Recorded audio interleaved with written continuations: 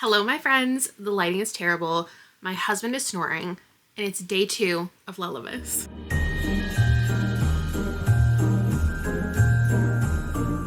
Unlike other years, I have not pre-filmed content. So you are seeing these the day that I film them, and we're starting with a book haul and like whatever's happening in the world, we just have to roll with it.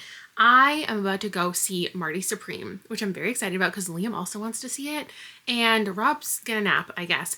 Or he might go see Wicked for Good because they're playing at the same time. And I figured like we could all be at the theater together, but seeing movies we actually individually want to see. And I might have to go book shopping because I got the most generous gift card, like a couple $100 to the bookstore from my in-laws, which is so kind.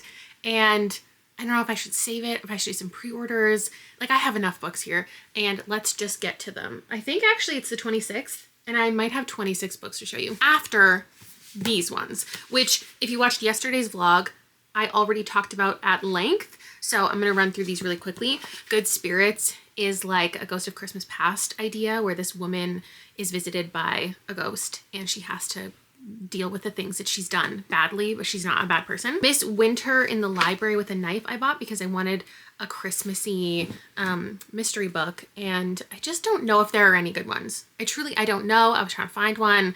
I think it was okay. I didn't end up reading this one because I was going in between these two. So this is still on my TBR and it has potential. It's called The Novel Christmas.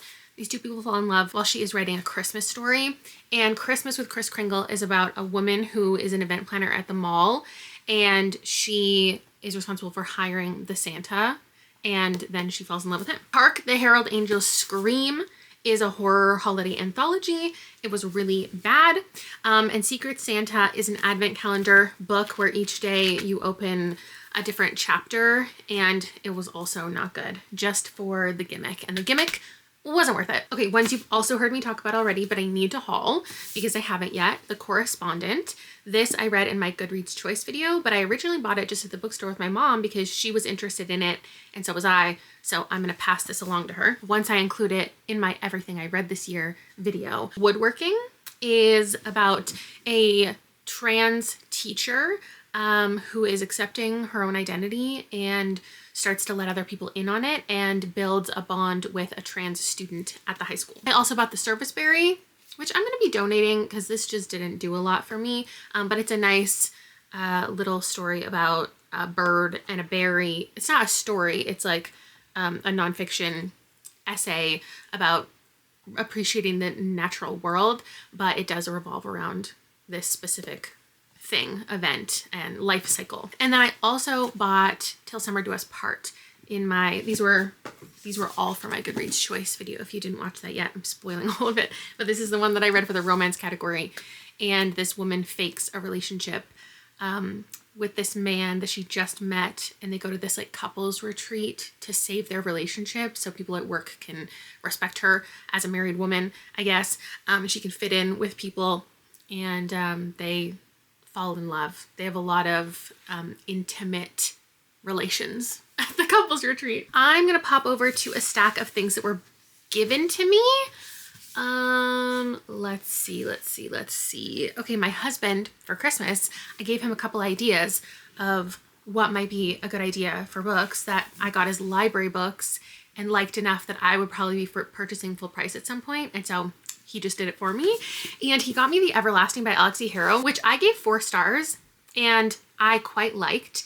And I've been thinking a lot about since I finished it. Like of all the Goodreads Choice Award books that I read, this is one that keeps coming to mind. I keep thinking about it and I keep wanting to reread it. And I don't know if this is the case for anybody or if anybody can relate to this, but there are certain authors, or like, is there a certain book that you forget, like you feel like you didn't actually read? And I don't know how to explain that, but that's how I feel about The Everlasting. I can't pinpoint a lot of specific things that happened in this book, but I remember enjoying myself, and it just feels like I didn't read it. And that's exactly what happened when I read 6 Deaths of the Saint. I read it twice because I was like, maybe I wasn't fully taking in all the information the first time. Read it again, the same situation. So I want to reread this.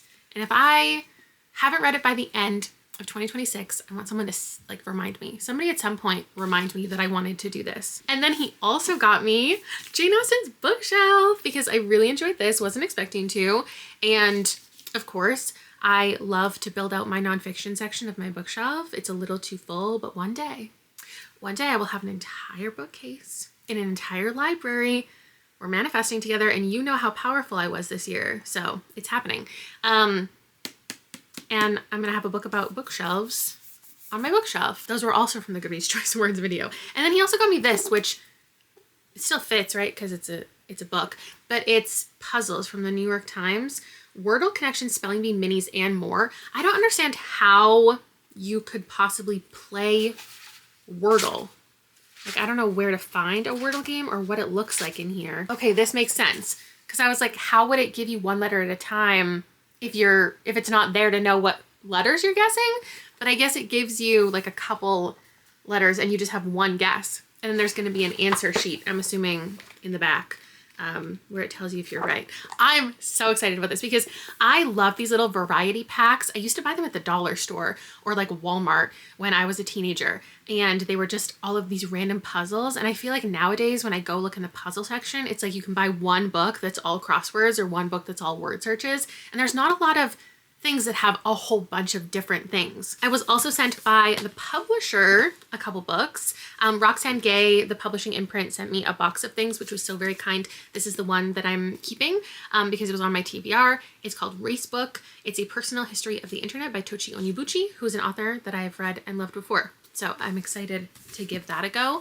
And then this one is an anticipated read of mine for 2026, Seasons of Glass and Iron by Amal El-Motar. And it's like speculative short stories. So excited to get into that. Thank you so much to them. And then I think I have to include Aardvark here because I would have picked these myself and paid for them from Aardvark. They're the ones that I selected. But they did send it to me because I'm an affiliate with them. You can use my code only if you're in the States and get your first book for $4 if you have a new membership. I think the darkness in here, my focus might be all over the place. I'm not sure. Also, another gift Rob got me for Christmas is a microphone, like a little mini mic, and I wasn't confident enough to try it out yet. I might only do it when I'm out and about, but that was very nice of him. So this is what I picked out from Aardvark. I can't remember which month, which one is from. I think these three were from November. Hot Girls with Balls was on my radar earlier this year, and I've really wanted to get more into sports related books. I'm going to do a whole video, I think, in like the summertime, and this is one that I was thinking about reading for that. So I saw it on Aardvark and I was like, oh, perfect. And then I think this one sounds right up my alley. It says it's time bending. It's about immortality. It catapults you from Japan to Silicon Valley to eternity. We have these two characters who are soulmates. There's a parallel universe. And I just want to read that. And then I picked these three. I wasn't sure I was ever going to read Olive Blake again because I've given her 3 stars multiple times and I just didn't think she's the author for me. But people have been talking about this a lot and I am intrigued. It's like a trad wife, dark academia story. I really don't want to know too much more going into it. I also grabbed Isn't It Obvious? This one I hadn't heard of. I love when things appear that obviously the people at Aardvark felt passionate enough to pick and just like introduce me to this entire thing. It's so dark in here. There is a podcast. I remember that. And these two people, I think, are like communicating secretly, like anonymously over email, but also know each other in real life. And it's like, oh my God, you were the person who I was emailing all along. And then this one was on my most anticipated list of 2025, I think. Kill the Beast by Sarah Swift. There's a monster called the Beast. He's immortal. There are fairies. And we have a character trying to retrieve a claw because it can give them some type of powers or something. And then book of the month, I did purchase these ones. I had some credits and I was going to get Cursed Daughters regardless. And then it was in the Goodreads Choice Awards, so it all worked out perfectly. This is a couple different perspectives of women. One of them looks a lot like her dead aunt, and people are convinced that she's like the reincarnation. They treat her a certain way, and we follow both of their stories as they fall in love, and like bad things happen to both of them. And then this one is beautiful. Had never heard of this. Happy to be pitched it. My book of the month. It's called Light Breakers. I think the cover is so pretty. And it is about an artist and a quantum physicist. They share an insatiable curiosity about the world. I don't know, there's some time travel. Like, I know it's time travel, and that's really all I need to be pitched a book. This one is also from Book of the Month, but I found it at Value Village for $6. This is The Ghostwriter. I was considering reading it. It's by Julie Clark. I just feel like this year a lot of books were coming out that all kind of sounded like this, where there's somebody writing for an author or someone taking over an author's work or something like that, that this one didn't stand out to me. So I didn't buy it brand new, but happy to find it at the thrift store. We have a character who is a horror writer, but a couple of decades ago, something horrific deaths happened in her home. She works as a ghostwriter, including writing her father's last book, but she doesn't want anyone to know that she is his daughter and she's related to these horrific things that have happened. Also at the thrift store, this is probably my craziest pick. It's the third book in a series that I have not started. You've seen me haul these throughout the year, and I'm just convinced that this is going to be a new favorite series of mine. It's by India Holton, and I love The Ornithologist Field Guide to Love, and so I'm just assuming, based on what all of you are telling me, that this one, I don't know what the series is called, but the first one is The Wisteria Society of Lady Scoundrels, is going to be a new favorite thing. And so the third one, I now also have The Secret Service of Tea and Treason. I'm either going to get to one or all three of these in 2026. I picked up Persephone's Curse by Katrina Leno.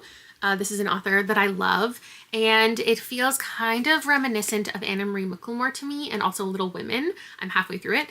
There are these four siblings. It's modern day in New York City, and one of them, well, they can all kind of communicate with this ghost. Like, there's just this ghost in the house. Katrina Leno does this great interwoven, like, supernatural and real life, but without feeling like it's a supernatural or paranormal story. Like, it feels like general fiction, but it's just accepted in a kind of surrealist way, that it's just accepted as fact that they can all communicate with this ghost. And then the ghost one day vanishes, as does one of their sisters, and they all have to come together and figure out what's happening. But they all each individually have their own really strong personalities and things going on in life. I'm gonna review this at the end of December. Very good, like, holiday season read for sure. I also picked up Meet Me at the Crossroads by Megan Giddings. This was a new release that I was really excited about this year. All I remember about this is there are mysterious doors leading to different worlds. And again, it's just an understanding from everybody that these doors exist and there are these other realities, but I don't think it feels like in a really science fiction or fantasy kind of, it wouldn't fit solidly in those genres. It's more general fiction. We have two sisters who have the opportunity to go through a door, and they have different feelings about that and what's going to come of it. I picked up Metal Slinger by Rachel Schneider because this was a pull from my members TBR jar. This is going to be my very final read for 2025. I've been putting it off all month, and I'm finally ready to commit to it. Maybe it'll be my favorite romantasy of the year. Maybe I'll hate it. I have no idea. I don't even know the plot, and I don't really want to know going into it. And then I picked Son of the Morning by Akwaeke Emezi. This is a new release from an author that I love, and it is fantasy, love triangle kind of vibes. I will be reviewing this soon. And lastly, some of my more random picks that were all impulse purchases, which is always fun. We have Tactum, an anthology of Arctic horror stories. You saw me purchase this when I was in Vancouver at a cute little indie bookstore. And then Lesser Known Monsters of the 21st Century by Kim Fu. This is also a short story collection. It's all kind of fantastical, surrealist. You know, a girl wakes up with wings. A bride encounters a sea monster. Oh, I actually have two. Wow, I really went off with short story collections. This one is Tell Me Yours and I'll Tell You Mine by Christina Ten. This, I think, is Australian. I had to order it from somewhere really random to get my hands on it. But it's one of those ones that I just saw, like, scrolling through some type of social media one day, and I just instantly purchased it. The New Kid in School discovers a diabolical presence in the depths of an English language learning ROM CD. Maybe I already, did I already haul this one? Actually, I might have already hauled this one. If it wasn't in an official haul, it might have just been in a vlog. But the stories are all strange and sinister. Okay, and then this one, yeah, take a look. It's called Wet Screams, a monster fucker anthology. My friend Shannon, who wrote Pocket Knife Kitty, that I read and loved last year, has a story in here. That's how I heard about it.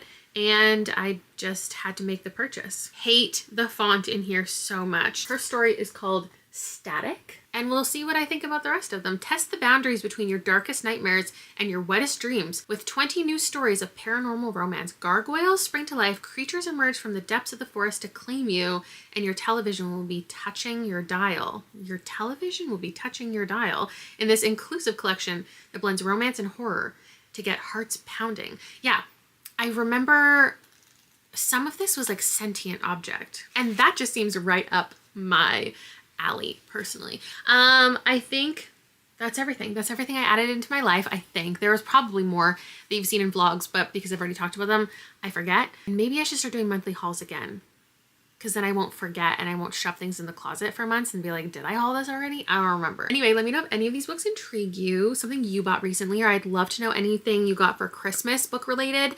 If you got it for yourself, someone else got it for you, maybe you bought your favorite book for someone else, please let me know. I don't know if you can hear the snoring, but it's very enthusiastic, and he also is dying to know what books you got for Christmas. I will see you later. I will see you tomorrow, and the next day, and the next day, and the next day, and the next day, and the next day. Bye!